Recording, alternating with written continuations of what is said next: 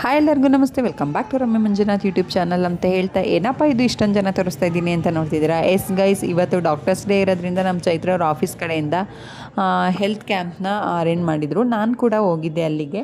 So ತುಂಬ ಚೆನ್ನಾಗಿತ್ತು camp, ತುಂಬ ಸಿಂಪಲ್ ಆಗಿತ್ತು. ಮತ್ತು ಅಲ್ಲಿ ಅಕ್ಕಪಕ್ಕ ನೇಬರ್ಸ್ ಏನಿದ್ದಾರೆ ತುಂಬ ಚೆನ್ನಾಗಿ ಸಪೋರ್ಟ್ ಮಾಡಿದ್ರು. ಹಾಗೆ ತುಂಬ ಜನ ಬಂದು ಇನ್ವೆಸ್ಟಿಗೇಷನ್ಸ್ ಕೂಡ ಮಾಡಿಸ್ಕೊಂಡು ತುಂಬ ಖುಷಿ ಆಯಿತು.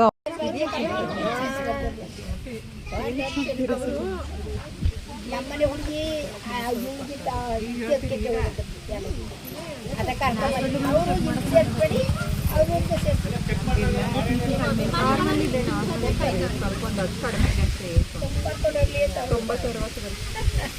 ಕಡಿಮೆ ಆಯಿತು, ತೋರಿಸ್ತೀವಿ ನೀವು.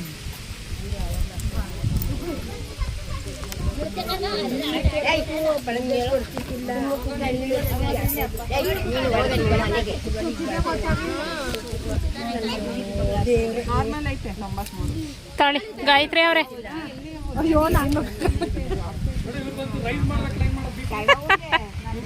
ಅವರೇ ರೈಸ್ ಮಾಡ್ಕೋಬೇಕು.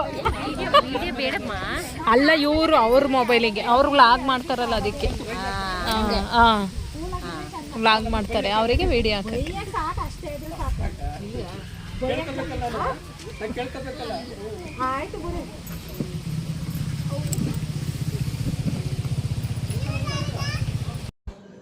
ಈ ಔಟ್ಡೋರ್ ಕ್ಯಾಂಪ್ ನೋಡಿದಾಗ ನನಗನ್ಸಿದ್ದು ಒಂದೇ, ನಾವು ಒಂದು 4-5 ಇಯರ್ಸ್ ಬ್ಯಾಕು ಕೋವಿಡ್ ಡ್ಯೂಟಿ ಮಾಡಿದ್ದೀವಿ. ನಾನು, ಅಮ್ಮು, ಸಮಕ್ಕ, ಪೂಜಾ, ನಮ್ಮ ಚೈತ್ರ, ಇನ್ಕ್ಲೂಡ್ ನಮ್ಮ ಪೂ ಅವ್ರ ಅಕ್ಕ ರಕ್ಷು, ತುಂಬ ಜನ ಕೋವಿಡ್ ಡ್ಯೂಟಿ ಮಾಡಿದ್ದೀವಿ. ಅದೆಲ್ಲ ನನ್ನ ಕಣ್ಮುಂದೆ ಹಾಗೆ ಪಾಸಾದಂಗೆ ಆಯಿತು. ಒಂಥರ ತುಂಬ ಎಕ್ಸೈಟ್ಮೆಂಟ್ ಇತ್ತು ಆ ಡ್ಯೂಟಿಗೆ ಹೋಗಬೇಕಾದ್ರೆ. ಮತ್ತು ಕೋವಿಡ್ ಪಾಸಿಟಿವ್ ಬಂದಾಗೆಲ್ಲ ಏನೋ ಒಂಥರ ಕೋವಿಡ್ ವಾರಿಯರ್ಸ್ ಥರ ಡ್ಯೂಟಿನ ಮಾಡಿದ್ದೀವಿ. ಅದೇ ನೆನಪಾಗ್ತಾ ಇತ್ತು ನನಗೆ.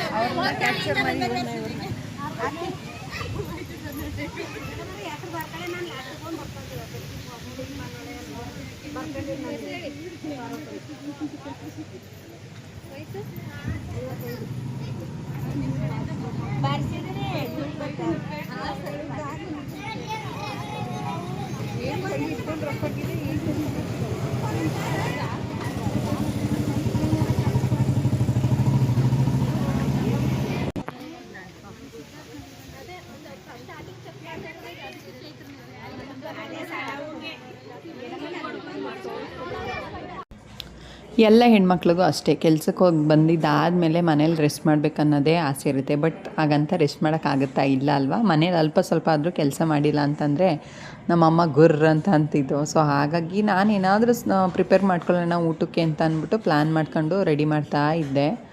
ಸೊ ನನ್ನ ಮಗನೂ ಬಂದ. Hi guys, again welcome back to my channel ಅಂತ ಹೇಳ್ತಾ ಬೆಳಗ್ಗೆ ವ್ಲಾಗ್ನ ಕಂಟಿನ್ಯೂ ಮಾಡೋಕ್ಕಾಗಲಿಲ್ಲ. ಸೊ ಹಾಗಾಗಿ ಇವಾಗ ನಾನು ಮಾಡ್ತಾ ಇದ್ದೀನಿ. ಮನೆಗೆ ಬಂದಿದ್ದೆ ಲೇಟು, ಆಲ್ಮೋಸ್ಟ್ 8 ಗಂಟೆ ಹತ್ತಿರ ಅಂದ್ಕೊಳ್ಳಿ. ಸೊ ಬಿಸಿಯಾಗಿ ಕಾಫಿನ ಮಾಡ್ಕೊಂಡು ಕುಡಿತಾ ಇದ್ದೀನಿ ಇವಾಗ.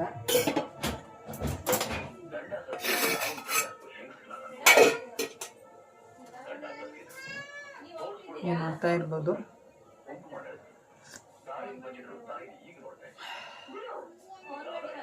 ಕೆಲ್ಸದ ಬ್ಯುಸಿಲಿ ಇವತ್ತು ಕಾಫಿ ಕುಡಿಯೋಕ್ಕೆ ಕೂಡ ಆಗಲಿಲ್ಲ ನನಗೆ.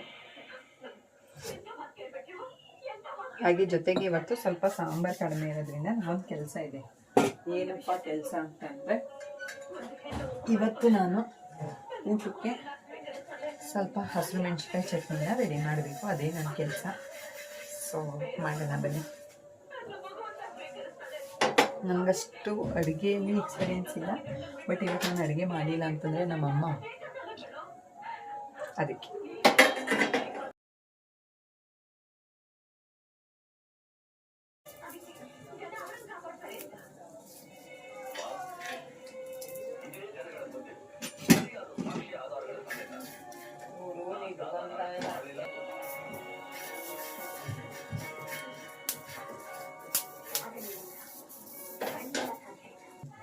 ಇವತ್ತು ಸ್ವಲ್ಪ ಕ್ಯಾಂಪಿಂದ ಬಂದಿದ್ದು ಲೇಟು. ಸೊ ಹಾಗಾಗಿ ಎಲ್ಲ ಲೇಟ್ ಆಗಿತ್ತು. ನಾನು ನನ್ನ ಕೆಲಸ ಬಿಟ್ಟು ಚೈತ್ರ ಜೊತೆ ಸ್ವಲ್ಪ ಕ್ಯಾಂಪಿಗೆ ಹೋಗಿದ್ದೆ. ಅಲ್ಲಿಂದ ಬರೋದು ನನಗೊಂದು ಸ್ವಲ್ಪ ಟೈಮ್ ಆಯಿತು. ಸೊ ಮುಂಚೆನೇ ಕ್ಯಾಂಪ್ ಅರೇಂಜ್ ಆಗುತ್ತೆ ಅಂತ ಗೊತ್ತಿದ್ದರೆ ಸ್ವಲ್ಪ ಯಾರಿಗಾದ್ರೆ ಹೆಲ್ಪ್ ಆಗುತ್ತಲ್ಲ ಪ್ರಮೋಟ್ ಮಾಡ್ಬೋದಾಗಿತ್ತು. ಬಟ್ ಆದರೆ ಗೊತ್ತಿರಲಿಲ್ಲ, ಕನ್ಫರ್ಮ್ ಇರಲಿಲ್ಲ ಮಾಡ್ತಾರೆ ಅಂತ. ಸುಟ್ಟು ಟೊಮೊಟೊ ಹಣ್ಣು ನೀವು ಆಲ್ಮೋಸ್ಟ್ ಕೇಳಿರ್ತೀರ ಅನಿಸುತ್ತೆ, ನಿಮ್ಮ ಕಡೆ ಎಲ್ಲ ಮಾಡಿರ್ತೀರ. ಟೊಮೊಟೊ ಸುಟ್ಕೊಂಡು ಹಸಿರು ಮೆಣಸಿನ್ಕಾಯಿ ಚಟ್ನಿ ಮಾಡ್ಕೊಂಡು ಅದನ್ನು ಒಗ್ಗರಣೆ ಖಾರ ಅಂತ ಹಾಕ್ಬಿಟ್ಟು ಮಾಡ್ಕೊತಾರೆ, ಒಗ್ಗರಣೆ ಹಾಕ್ಬಿಟ್ಟು. ಎಮರ್ಜೆನ್ಸಿಗೆ ಅಂತ ಸ್ವಲ್ಪ ಸಾಂಬಾರು ಕಡಿಮೆ ಇರೋದ್ರಿಂದ ಇವತ್ತು ಮಾಡ್ತಾಯಿದ್ದೀನಿ. ನಮ್ಮನೆ ಆಲ್ಮೋಸ್ಟ್ ಈ ಥರ ಎಲ್ಲ ತಿನ್ನಲ್ಲ, ಬಟ್ ನನಗೆ ಇಷ್ಟ ಈ ಥರ ಎಲ್ಲ ತಿನ್ನೋಕ್ಕೆ. ಬಟ್ ಆದರೆ ನನ್ನ ತಮ್ಮ ತಿನ್ನಲ್ಲ, ನಮ್ಮ ಅಪ್ಪ ಅಂತೂ ಮೊದಲೇ ತಿನ್ನಲ್ಲ. ಸೊ ತಿಂದರೆ ನಾನು ಚೈತ್ರ ಅಮ್ಮ ನಮ್ಮ 3 ಜನ ತಿನ್ಬೇಕಾಗಿರೋದು. ಏನು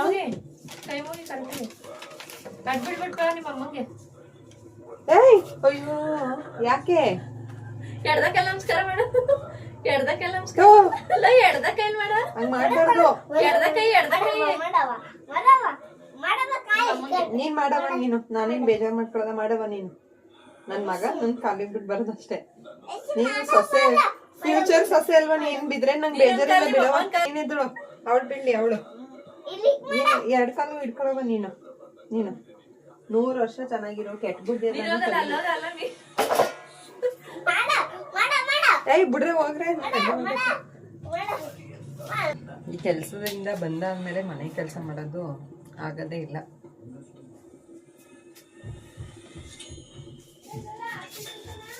ಜೀರಿಗೆ, ನಮಸ್ಕಾರ ಅಮ್ಮ. ಮೆಣಸಿಲ್ವಾ? ಮೆಣಸೊಂದು ಹೇಳು.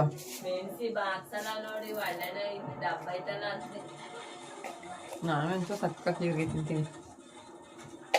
ಜೀರಿಗೆ, ಚಕ್ಕೆ, ಫ್ಲೇವರ್.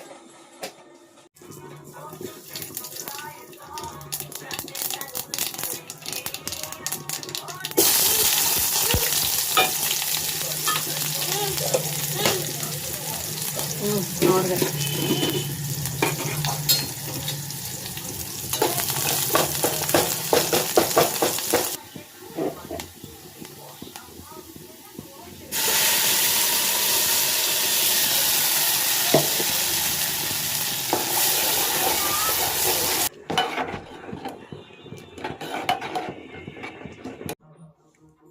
ಯಾರಾಗದ್ ನನ್ನ ಏನಾಯ್ತ್ಯಾ?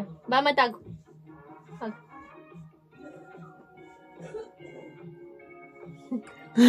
ಹೋಗಿ ಹೇಳ್ಬರಿಗು ನಿಮ್ ಹುಡುಗಿನ ನಾನ್ ಮದ್ವೆ ಆಯ್ತಿದ್ದೀನಿ ಅಂತ. ಹಂಗೆಲ್ಲ ಅನ್ಬಾರ್ದು ಅತ್ತೆ. ಮ್ಯಾಮ್ ಹೆಸ್ರೇನು? ಹೋಗಪ್ಪ ನೀವು. ಸರಿ, ಯಾವ ಸರ್ ಇಷ್ಟ ನಿಂಗೆ? ಪಟ ಸರ್. ಯಾರು ಪಟ ಸರ್ ಅಂತ? ಸರ್ ಹೆಸ್ರೇನು? ನಿನ್ನ ಸರ್ ಶಾರ್ವಿನ್ ಮಂಜುನಾಥ್. ಹೆಸ್ರೇನಪ್ಪ? ನಿನ್ ಹೆಸ್ರೇನು? ಯಾವ ಸರ್ ಹೇಳ್ತಿದ್ಯೋ? ಬಾರ್ಗ್ ಹೋಗ ಸರ್ ಅಲ್ಲ, ಸ್ಕೂಲ್ಗೆ ಹೋಗ ಸರ್ ಹೆಸರು ಹೇಳು. ನಿನ್ಗೆ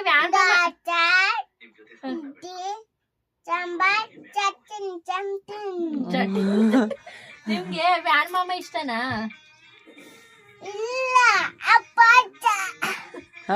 ಅಪ್ಪು ಮಾಮ ಇಷ್ಟನಾ ನಿಂಗೆ? ಅಲ್ಲ, ಅಪ್ಪು ಮಾಮ ಇಷ್ಟನಾ ಇಷ್ಟ ಇಲ್ವಾ? ಇಷ್ಟನಾ? ಎಷ್ಟಿಷ್ಟ ಅಪ್ಪು ಮಾಮ ನಿಂಗೆ? ಆಮೇಲೆ ಹೇಳು, ಎಷ್ಟಿಷ್ಟ ಅಪ್ಪು ಮಾಮ ನಿಂಗೆ? ಅಲ್ಲಿ ನೋಡು. ಬಿಸಿಯಾಗಿ ಉಪ್ಪಿಟ್ಟನ್ನ ರೆಡಿ ಮಾಡ್ಕೊತಾ ಇದ್ದೀನಿ. ಏನೋ ಒಂಥರ ಇವಾಗ ಈವ್ನಿಂಗ್ ಕ್ರೇವಿಂಗ್ಸ್ ಅಂತ ಅನ್ನಿಸ್ತು, ಸೊ ಅದಕ್ಕೆ ರೆಡಿ ಮಾಡ್ತಾ ಇದ್ದೀನಿ. ಅಡುಗೆ ಮಾಡಿದ್ರೂ ಕೂಡ ನಾನು ವೆಜಿಟೇಬಲ್ ಉಪ್ಪಿಟ್ಟನ್ನ ರೆಡಿ ಮಾಡ್ಕೊತಾ ಇದ್ದೀನಿ. ಒಂದೊಂದ್ಸರಿ ತಿನ್ನೋಕ್ಕೆ ಮನಸ್ಸಾಗಲ್ಲ, ಒಂದೊಂದ್ಸರಿ ಮನೇಲಿದ್ದೀನಲ್ಲ ಬಿಸಿ ಏನಾದರೂ ತಿನ್ನೋಣ ಅಂತ ಅನ್ನಿಸ್ತು, ಸೊ ಅದಕ್ಕೋಸ್ಕರ ರೆಡಿ ಮಾಡ್ಕೊತಾ ಇದ್ದೀನಿ. ಎಲ್ಲ ರೆಡಿಯಾಗಿದೆ. ಉಪ್ಪಿಟ್ಟೊಂದು ಮಾಡ್ಕೊಂಡು ತಿಂದು ಆರಾಮಾಗಿ ಮಾಡ್ಕೊಬಿಟ್ರೆ ಸಾಕಾಗ್ಬಿಟ್ಟಿದೆ. ಎಲ್ಲ ನನ್ನ ಫ್ರೆಂಡ್ಸ್ಗಳೆಲ್ಲ ವಾಕ್ ಬಾ ಅಂತ ಕರಿತಾ ಇದ್ದಾರೆ. ಜಿಮ್ಗೆ ಹೋಗಿ ಸ್ವಲ್ಪ ಡಿಸ್ಕಂಟಿನ್ಯೂ ಮಾಡಿದ್ದಾಯಿತು ಹೆಲ್ತ್ ಇಶ್ಯೂಸ್ ಆಗಿ. ಸೊ ಇವಾಗ ವಾಕ್ ಸ್ಟಾರ್ಟ್ ಮಾಡೋಣ ಅಂತ ಅಂದ್ಬಿಟ್ಟು ಕರಿತಾ ಇದ್ದಾರೆ. ನಾನಂತೂ ಹೋಗೇ ಇಲ್ಲ. ಹೋಗೋಕ್ಕೆ ಅಂತ ಅಂದರೆ ಟೈಮೇ ಸಾಕಾಗಲ್ಲ, ಇದೇ ಆಗೋಗ್ಬಿಡುತ್ತೆ, ಮಕ್ಕಳು ಅದು ಇದು ಅಂತ ಕೆಲಸ. ಸೊ ಹಾಗಾಗಿ ನಾನು ಹೋಗೋಕ್ಕೆ ಹೋಗಿಲ್ಲ. ಹೆಣ್ಮಕ್ಳು ಎಲ್ಲಾದರೂ ಹೊರಗಡೆ ಕೆಲ್ಸಕ್ಕೆ ಹೋಗಿ ಏನಾದರೂ ಅಚೀವ್ ಮಾಡ್ತಾರೆ, ಅಥವಾ ಏನಾದರೂ ಒಂದು ಬಿಸ್ನೆಸ್ ಫೀಲ್ಡಲ್ಲೋ ಅಥವಾ ಏನಾದರೂ ವರ್ಕಿಂಗ್ ಫೀಲ್ಡಲ್ಲೋ ಇದ್ದಾರೆ ಅಂತಂದರೆ ಅವ್ರಿಗೆ ಮೋಸ್ಟ್ ಆಫ್ ಫ್ಯಾಮಿಲಿ ಸಪೋರ್ಟ್ ಖಂಡಿತವಾಗ್ಲೂ ಬೇಕಾಗಿರುತ್ತೆ. ಆ್ಯಂಡ್ ನಿಮ್ಮ ಮನೆಗಳಲ್ಲಿ ಯಾರಾದರೂ ಹೆಣ್ಮಕ್ಳು ಹೊರಗಡೆ ದುಡಿಯೋಕ್ಕೆ ಹೋಗ್ತಿದ್ದಾರೆ, ಮನೆಯೂ ನಿಭಾಯಿಸ್ತಿದ್ದಾರೆ ಅಂತಂದರೆ ಖಂಡಿತವಾಗ್ಲೂ ಅವ್ರಿಗೆ ಇನ್ಸಲ್ಟ್ ಮಾಡೋಕ್ಕಂತೂ ಹೋಗಬೇಡಿ. ಹ್ಯಾಟ್ಸ್ ಆಫ್ ಅಂತಲೇ ಹೇಳ್ಬೋದು. ಎಲ್ಲರ ಏನು ಬೇಕು ಏನು ಬೇಡ ಅವ್ರ ಮನೆ ಕೆಲಸ ಮಕ್ಕಳು ಪ್ರತಿಯೊಂದನ್ನು ನೋಡ್ಕೊತಾ ಇರ್ತಾರೆ. ಬಟ್ ಅವರು ಏನು ಕೇಳ್ತಾರೆ, ಜಸ್ಟ್ ಸ್ವಲ್ಪ ಅವ್ರಿಗೋಸ್ಕರ ಟೈಮ್ ಕೇಳ್ತಾರೆ ಅಷ್ಟೇ. ನಿಜವಾಗ್ಲೂ ಎಲ್ಲ ಹೆಣ್ಮಕ್ಳಿಗೆ ಹ್ಯಾಟ್ಸ್ ಆಫ್ ಅಂತಲೇ ಹೇಳ್ತೀನಿ.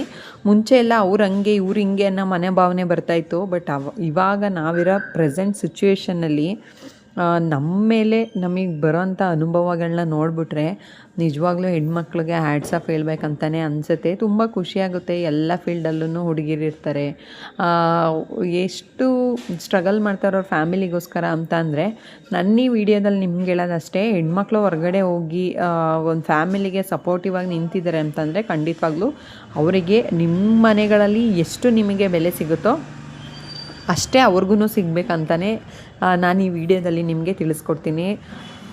ಮದುವೆ ಆದಮೇಲೆ ಜೀವನ ನಾವು ಅಂದ್ಕೊಂಡಿರೋಂಗೆ ಖಂಡಿತವಾಗ್ಲೂ ಇರಲ್ಲ. ನಾವು ಬೇರೆ ಥರ ಎಕ್ಸ್ಪೆಕ್ಟೇಷನ್ ಇಟ್ಕೊಂಡು ಮದುವೆ ಆಗ್ತೀವಿ. ಬಟ್ ರಿಯಾಲಿಟಿ ಅಲ್ಲಿ ಮದುವೆ ಆಗಿ ಸ್ವಲ್ಪ ದಿನ ಆದಮೇಲೆ ಗೊತ್ತಾಗೋದು ಕಮಿಟ್ಮೆಂಟ್ಸ್, ಜವಾಬ್ದಾರಿ. ಮದುವೆ ಆದಮೇಲೆ ಯಾರನ್ನು ಕೂಡ ಸಪೋರ್ಟಿವ್ ಆಗಿರಲ್ಲ. ಎಲ್ಲ ನಮ್ಮ ನಿಮ್ಮದೇ ನಿಮ್ಮ ಸಂಸಾರ ನೀವು ನೋಡ್ಕೊಳ್ಳಿ, ಆ ಥರ ನೆಗ್ಲಿಜೆನ್ಸ್ ಮಾಡೋದು ತುಂಬ ಇರುತ್ತೆ. ಸೊ ಆ ಥರ ತುಂಬ ಆಗಿದೆ ಕೂಡ. ನಾನು ಒಬ್ಳಿಗೆ ಅಂತ ಅಲ್ಲ, ಕಾಮನ್ನಾಗಿ ಹೆಣ್ಮಕ್ಳಿಗೆ ಆಗ್ತಾ ಇರೋದೇ ಅದು. ಸೊ ಹಾಗಾಗಿ ಹೆಣ್ಮಕ್ಳು ಯಾವಾಗಲೂ ಇಂಡಿಪೆಂಡೆಂಟಾಗಿ ಇರೋಕ್ಕೆ ಟ್ರೈ ಮಾಡಿ. ನಿಮ್ಮ ಕಾಲ ಮೇಲೆ ನೀವು ನಿಂತ್ಕೊಳ್ಳಿ. ಆದಷ್ಟು ನಾವು ಎಷ್ಟು ಕಡಿಮೆ ಅಮೌಂಟ್ ದುಡಿದ್ರೂ ಪರವಾಗಿಲ್ಲ, ಸ್ವಲ್ಪ ಆದರೂ ನಮಗೆ ಅಂತ ಏನಾದರೂ ಮಾಡಿಟ್ಕೋಬೇಕು. ಯಾಕೆಂದರೆ ಫೈನಲಿ ಯಾರ ಕಡೆಯಿಂದನೂ ಸಪೋರ್ಟ್ ಸಿಗಲ್ಲ ಅಂತಲೇ ಹೇಳ್ತೀನಿ. ಇದು ನನ್ನ ಎಕ್ಸ್ಪೀರಿಯೆನ್ಸ್ ಅಂತ ಅನ್ನೋದಕ್ಕಿಂತ ತುಂಬ ಜನನ ನೋಡಿದ್ದೀನಿ. ಈ ಥರ ಎಲ್ಲ ಹೆಣ್ಮಕ್ಳು ಅಷ್ಟೇ ಮದುವೆ ಆದಮೇಲೆ ಎಲ್ಲೋ 100ಕ್ಕೆ 1 ಆ ಥರ ಸಪೋರ್ಟಿವ್ ಹಸ್ಬೆಂಡ್ ಸಿಗೋದು. ಬಟ್ ನಾನು ಮಂಜು ಬಗ್ಗೆ ಹೇಳೋದಾದರೆ ತುಂಬ ಖುಷಿಪಡ್ತೀನಿ. ತುಂಬ ಸಪೋರ್ಟಿವ್ ಆಗಿದ್ದಾರೆ. ಬಟ್ ಅವರು ಫೈನಾನ್ಷಿಯಲಿ ಸ್ವಲ್ಪ ಡಿಫಿಕಲ್ಟಿ ಇರ್ಬೋದು. ಬಟ್ ನನಗಂತೂ ತುಂಬ ಸಪೋರ್ಟಿವ್ ಇದ್ದಾರೆ. ನನಗೆ ಏನೂ ಮಾತಾಡಲ್ಲ, ನೀನು ಏನು ಮಾಡ್ತೀಯ ಮಾಡು ಅಂತ ಎಲ್ಲ ಸಪೋರ್ಟ್ ಮಾಡ್ತಾರೆ. ಅದೊಂದು ವಿಷಯಕ್ಕೆ ನಾನು ಅಪ್ರಿಷಿಯೇಟ್ ಮಾಡ್ತೀನಿ ಮಂಜುನ. ನಿಜವಾಗ್ಲೂ ಹೇಳಬೇಕಂತ ಅಂದರೆ, ನನ್ನ ಈ ತಲಾಟೆ, ನನ್ನ ಕೋಪ, ಇದನ್ನೆಲ್ಲ ಸಹಿಸೋವಂಥ ಗಂಡ ಸಿಕ್ಕಿರೋದು ಖಂಡಿತವಾಗ್ಲೂ ನನ್ನ ಪುಣ್ಯ ಅಂತಲೇ ಹೇಳ್ಬೋದು. ಬಟ್ ಯಾಕಪ್ಪ ಅಂತಂದರೆ, ನನ್ನಷ್ಟು ಕಿರಿಕಿರಿ ಉಂಟು ಮಾಡೋದು ಯಾರೂ ಇಲ್ಲ, ಬೇರೆ ಯಾರಿಲ್ಲ ಅಂತಲೇ ಅಂದ್ಕೊತೀನಿ. ಬಟ್ ಸಾರಿ, ಆದರೆ ನಾನಷ್ಟು ಸ್ಟ್ರಿಕ್ಟಾಗಿ ಇರೋದಕ್ಕೂ ಬೇರೆ ಥರನೇ ಕಾರಣ ಇರುತ್ತೆ. ಬೇಜಾರು ಮಾಡ್ಕೊಬಿಡಿ ಅಂತಲೇ ಹೇಳ್ತೀನಿ ಮಂಜುಗೆ. ಬಟ್ ತುಂಬ ಕೋಪ ಮಾಡಿಕೊಂಡಾಗ ಅವರನ್ನು ಈ ಮುಂಚೆ ಎಲ್ಲ ನನ್ನ ಮೇಲೆ ರಿಯಾಕ್ಟ್ ಮಾಡ್ತಿರ್ಲಿಲ್ಲ, ಇವಾಗ ರಿಯಾಕ್ಟ್ ಮಾಡ್ತೀರಾ, ಅದೊಂದು ಬೇಜಾರಿದೆ. ಸೊ ಅದನ್ನು ಸ್ವಲ್ಪ ಬದಲಾಯಿಸ್ಕೊಳ್ಳಿ. ನಾನೇ ನಿಮ್ಮ ಮೇಲೆ ಬೇಕಂತೇನು ಕೋಪ ಮಾಡ್ಕೊಳ್ಳಲ್ಲ. ಸೊ ಎಲ್ಲಪ್ಪ ಆ ಕಡೆ ಈ ಕಡೆ ಕೈ ತಪ್ಪೋಗ್ಬಿಡ್ತೀರಾ ಅಂತ ಅಷ್ಟೇ ನನ್ನ ಕೋಪ ನಿಮ್ಮ ಮೇಲೆ ಅಂತ ಹೇಳ್ತೀನಿ. ಮಂಜು ಖಂಡಿತವಾಗ್ಲೂ ಈ ವಿಡಿಯೋ ನೋಡಿದರೆ ಯಾವ ವಿಷಯಕ್ಕೆ ಹೇಳ್ತಿದ್ದೀನಿ, ಆ ಸಿಚುವೇಶನ್ ಅವ್ರ ಕಣ್ಮುಂದೆ ಹಂಗೆ ರಪ್ಪ ಅಂತ ಪಾಸಾಗಿಬಿಡುತ್ತೆ ಅಂತಲೇ ಹೇಳ್ತೀನಿ. ಆ್ಯಂಡ್ ಹೆಣ್ಮಕ್ಳು ಹೇಗಪ್ಪ ಅಂತಂದರೆ, ಅವ್ರಿಗೆ ಏನು ಬೇಕೋ ಅದನ್ನು ಮಾಡ್ಕೊಂಡು ತಿನ್ನೋದೇ ಕಡಿಮೆ. ಸೊ ಹಾಗಾಗಿ ನಾನು ಸೆಲ್ಫ್ ಕೇರ್ ಮಾಡ್ಕೊತಾ ಇದ್ದೆ ಮುಂಚೆ, ಬಟ್ ಈ ನಡುವೆ ಅಂತ ಮಾಡ್ಕೊಳ್ಳೋಕ್ಕೆ ಆಗ್ತಾಯಿಲ್ಲ. ಆ್ಯಂಡ್ ಹೆಲ್ತ್ ಸ್ವಲ್ಪ ಹಾಳಾಗಿದೆ ಅಂತಲೇ ಹೇಳ್ಬೋದು. ಡಾಕ್ಟರ್ ಸಜೆಷನ್ ತಗೊಳ್ಳೋಕ್ಕೂ ಆಗ್ತಾಯಿಲ್ಲ. ಏನೋ ಒಂದು ತಳ್ಳಾಡ್ಕೊಂಡು ಹೋಗ್ತಾ ಇದ್ದೀನಿ. ಸೊ ನನಗೆ ಬೇಕು ಅಂತ ಅಂದ್ಬಿಟ್ಟು ಇವತ್ತು ನಾನು ಉಪ್ಪಿಟ್ಟನ್ನ ಪ್ರಿಪೇರ್ ಮಾಡ್ಕೊಂಡಿದ್ದೆ. ನಾನೊಂಥರ ತಿನ್ನಬೇಕಂದ್ರೆ ತಿನ್ನಲೇಬೇಕು, ಬೇಡ ಅಂತಂದರೆ ಬೇಡ ಆ ಥರ. ಬಟ್ ನಾನ್ ವೆಜ್ ಎಲ್ಲ ಮುಂಚೆ ತುಂಬ ತಿಂತಾಯಿದ್ದೆ, ಬಟ್ ಇವಾಗ ಸ್ವಲ್ಪ ಅವಾಯ್ಡ್ ಮಾಡಿದ್ದೀನಿ. ಸೊ ಹಾಗಾಗಿ ಏನೋ ಒಂಥರ ಉಪ್ಪಿಟ್ಟು ತಿನ್ನಬೇಕು, ಬಿಸಿ ಉಪ್ಪಿಟ್ಟು ತಿನ್ನಬೇಕಂತ ಆಸೆ ಆಗ್ತಾಯಿತ್ತು. ಸೊ ಅದಕ್ಕೆ ಮಾಡ್ಕೊಂಡೆ. ನಮ್ಮ ರಿಷಿ ಹೆಂಗಪ್ಪ ಅಂತಂದರೆ ಈ ನಡುವೆ ತುಂಬ ಭಯ ಪಡ್ಕೊಬಿಟ್ಟಿದ್ದಾನೆ. ರೂಮಲ್ಲಂತೂ ಒಬ್ಬನೇ ಇರಲ್ಲ, ನನ್ನ ಕೈ ಕಾಲು ಸಂದಿನೇ ಸುತ್ತಾ ಇರ್ತಾನೆ. ನನಗಂತೂ ಅದೊಂದು ಕೋಪನೋ. ಆಮೇಲೆ ಪಾಪ ಯಾರೋ ಭಯಪಡಿಸ್ಬಿಟ್ಟಿದ್ದಾರೆ. ಯಾರೂ ಭಯಪಡಿಸಿಲ್ಲ ಗೈಸ್. ಒಂದು ಫಿಲಮ್ ನೋಡಿ, ಒಂದು ಹಾರರ್ ಮೂವಿ ನೋಡಿಬಿಟ್ಟು ಭಯ ಪಡ್ಕೊಂಡ್ಬಿಟ್ಟಿದ್ದಾನೆ. ಅದೊಂಥರ ಕಾಮಿಡಿಯಾಗಿರುತ್ತೆ ಯಾವಾಗ್ಲೂ. ಬಟ್ ಅವನಿಗೆ ಎಷ್ಟು ಭಯ ಆಗುತ್ತೋ ಅಂತ ಗೊತ್ತಿಲ್ಲ. ನೋಡಿದ್ರಲ್ಲ ನನ್ನ ಇವತ್ತು ಲೈಫ್ ಸ್ಟೈಲ್ ಹೇಗಿತ್ತು ಅಂತ ಅಂದ್ಬಿಟ್ಟು, ಬೆಳಗ್ಗೆಯಿಂದ ಸಂಜೆ ತನಕನೂ ಬರೀ ಕೆಲಸ ಅಂತ ಮಾಡಿ ಸಾಕಾಗಿ ಹೋಗಿರುತ್ತೆ. ಹೊರಗಡೆ ಬಂದರೆ ಕೆಲಸ, ಮನೆಗೆ ಹೋದರೆ ಮನೆ ಕೆಲಸ ಅಂತ ಹೇಳ್ತಾ ಈ ವ್ಲಾಗ್ನ ಇಲ್ಲಿಗೆ ಎಂಡ್ ಮಾಡ್ತಾಯಿದ್ದೀನಿ. ಯಾರೆಲ್ಲ ನನ್ನ ಚಾನಲ್ನ ಸಬ್ಸ್ಕ್ರೈಬ್ ಮಾಡಿಲ್ಲ ದಯವಿಟ್ಟು ಸಬ್ಸ್ಕ್ರೈಬ್ ಮಾಡ್ಕೊಳ್ಳಿ. ಹಾಗೆ ಈ ವಿಡಿಯೋ ಇಷ್ಟ ಆದರೆ ಲೈಕ್ ಮಾಡಿ, ಶೇರ್ ಮಾಡಿ, ಕಮೆಂಟ್ ಮಾಡಿ. ಮತ್ತು ಮುಂದೆ ಇನ್ನೊಂದು ವಿಡಿಯೋದಲ್ಲಿ ನಾನು ನಿಮ್ಮ ಮುಂದೆ ಬರ್ತೀನಿ ಅಂತ ಹೇಳ್ತಾ ಎಲ್ಲರಿಗೂ love you all. Take care, bye and good night.